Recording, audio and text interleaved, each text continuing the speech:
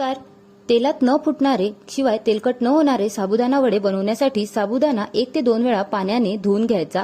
नंतर साबुदाणा बुडेल इतकंच पाणी टाकून रात्रभर किंवा 5 ते 6 तास भिजत घालायचा। नंतर 3 ते 4 वाट्या भिजलेला साबुदाणा घ्यायचा, त्यात 3 बटाटे किसून टाकायचे आणि बटाटे नेहमी कमीच घ्यायचे म्हणजे वडे तेलकट होत नाही।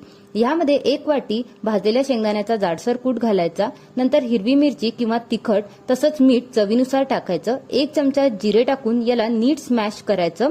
साबुदाणा हा स्मॅश झाला पाहिजे, नाहीतर तेलात वडे फुटतात। वडे तयार करून घ्यायचे। तेल मध्यम गरम करायचं आणि वडे टाकल्यावर त्याला हलवायचं नाही। फ्लेम ही तुमची मीडियम ठेवायची। थोड्या वेळाने ते वर आल्यास परतवून घ्यायचे आणि त्याला नीट तळून घ्यायचं। याला तळायला 5 ते 7 मिनिटं लागतातच। तुम्हाला हवं असल्यास किंवा गरज पडल्यास थोडीशी फ्लेम तुम्ही वाढवू शकतात। तयार आहेत कुरकुरीत आणि अजिबात तेलकट न होणारे साबुदाणा वडे।